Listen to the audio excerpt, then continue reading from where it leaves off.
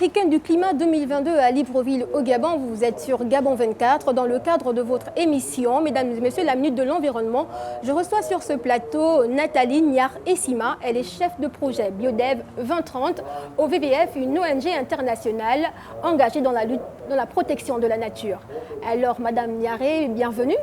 Merci. Alors, le WWF est une ONG qui est présente au Gabon depuis une quinzaine d'années. Quelles sont les activités que vous menez depuis dans le pays ? D'abord, je voudrais vous remercier pour l'opportunité que vous nous offrez de nous exprimer sur ce plateau.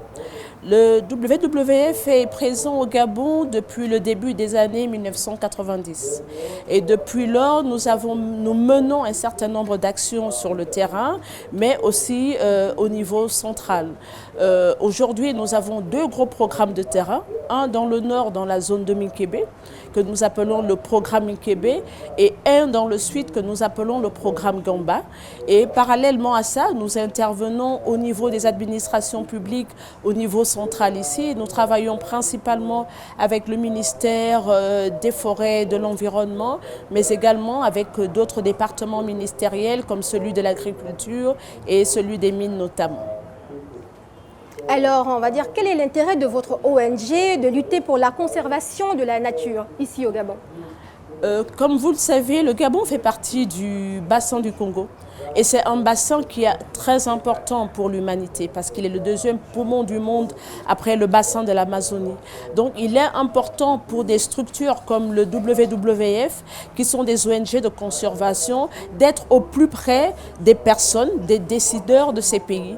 Parce qu'on peut bien être implanté quelque part en Europe et simplement discuter avec les gens, mais pour nous, il s'agit effectivement d'être sur le terrain, d'être auprès des populations, parce qu'aujourd'hui, pour le WWF, il y a une évolution dans notre stratégie, parce que vous avez parlé de notre implantation au niveau du Gabon, où d'abord nous avions des actions qui étaient très axées sur la conservation, vraiment rien que la conservation. Et aujourd'hui, nous évoluons en disant que tout ce que nous devons faire, l'homme doit être au centre de ses activités. Et pour que l'homme soit au centre de nos activités, il faut que nous soyons au plus près des populations avec lesquelles nous travaillons.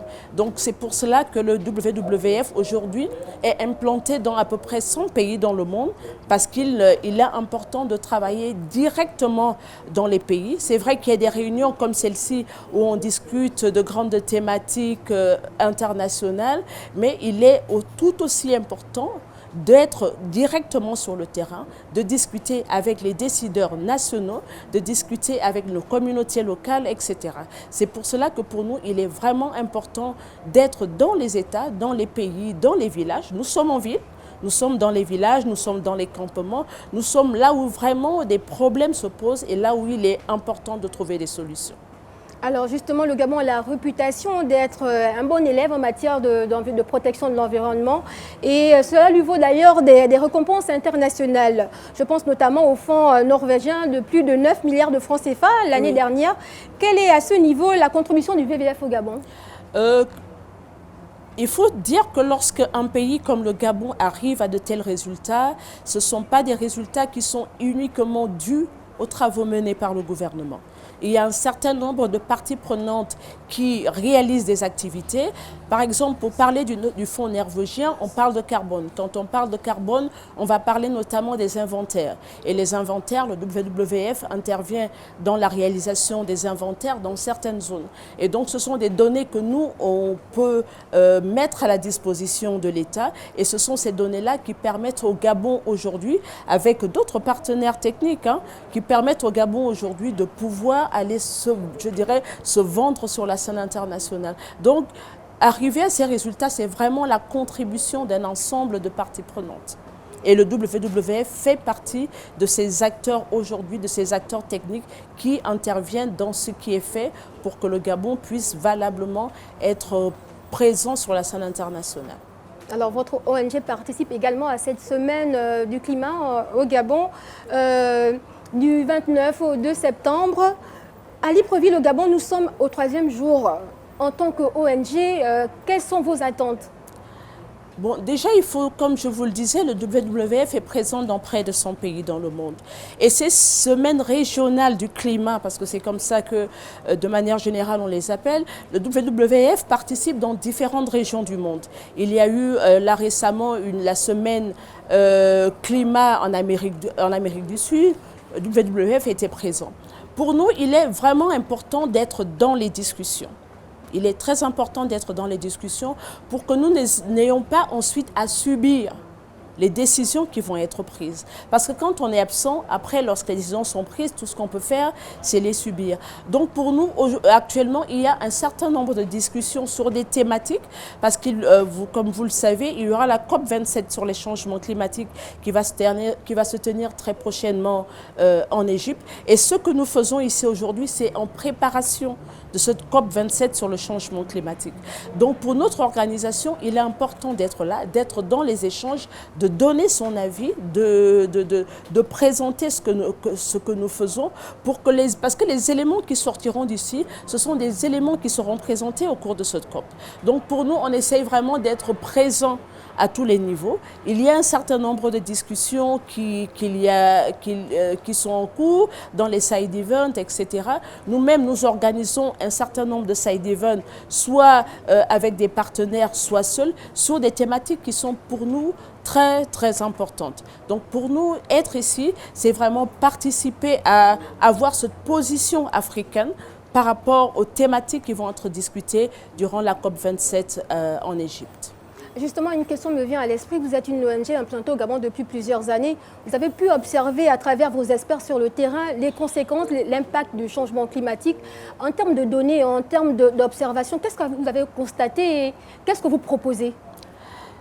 Bon, déjà, il y a beaucoup de choses, il y a beaucoup de constats qui ont été faits. Mais il y a par exemple quelque chose aujourd'hui, quand on parle de changement climatique, on se retrouve ici, nous sommes au parking. Et ça peut donner l'impression que les populations, par exemple, ne sont pas au fait de ces problèmes-là. Alors que les populations subissent, elles en parlent sans forcément utiliser les mêmes termes que nous. Et on se rend compte de plus en plus que les populations sont assez préoccupées, ce qui n'était peut-être pas le cas il y a quelque temps. Je prendrai l'exemple que ce soit à Libreville ou à l'intérieur du pays, souvent après la saison sèche, les gens vont commencer à dire « oui, mais les pluies tardent à venir ». Ils ne parlent pas de changement climatique, mais ils parlent des pluies qui tardent à venir. Avant, voilà, les pluies s'arrêtaient à telle période. Donc, il y a des choses comme ça que nous voyons au niveau des populations et nous comprenons vraiment aujourd'hui que les populations gabonaises sont de plus en plus conscientes des effets des changements climatiques. Parce que généralement, si quelqu'un ne met pas le terme changement climatique, ça donne l'impression qu'il ne sait pas de quoi il parle. Mais en travaillant avec les populations sur le terrain, en écoutant leurs préoccupations, on se rend compte aujourd'hui qu'elles sont très, très, très, très préoccupées par ce qui se passe. Et ça nous emmène justement à travailler avec elles, à trouver des alternatives sur un certain nombre de choses. Parce que ces changements climatiques ont notamment des impacts sur le revenu, par exemple. S'il ne pleut pas au bon moment, ça veut dire que même si vous mettez en place une plantation, la production escomptée n'est pas celle que vous aurez finalement. Par exemple, nous, à côté de ça, on va les accompagner dans la réalisation d'activités, d'autres activités génératrices de revenus pour qu'elles puissent toujours continuer à subvenir à leurs besoins, etc. Donc, il y a quand même eu cette évolution depuis le début des années 90 où vraiment c'était la conservation. Les gens ne comprenaient pas pourquoi est-ce qu'on parle de conservation alors que, bon, le Gabon, il y a tout. Mais aujourd'hui, les changements climatiques, nous, on est maintenant appelés à subir ce qui se passe ailleurs. Et ça, c'est important pour nous que les uns et les autres comprennent que nous subissons ce qui se passe ailleurs, mais que nous, à notre niveau, il y a des actions qui peuvent être menées, aussi bien au niveau des décideurs qu'au niveau des communautés. Vous anticipez un peu sur la question que j'allais vous poser. Vous parlez beaucoup des communautés, mais en ce qui concerne les décideurs, est-ce que vous travaillez de commun accord pour pouvoir faire des propositions? Nous travaillons énormément avec les décideurs. C'est pour cela que dans mon introduction, je vous ai dit que nous avons des programmes de terrain, mais nous avons aussi des programmes qui sont implantés à Libreville.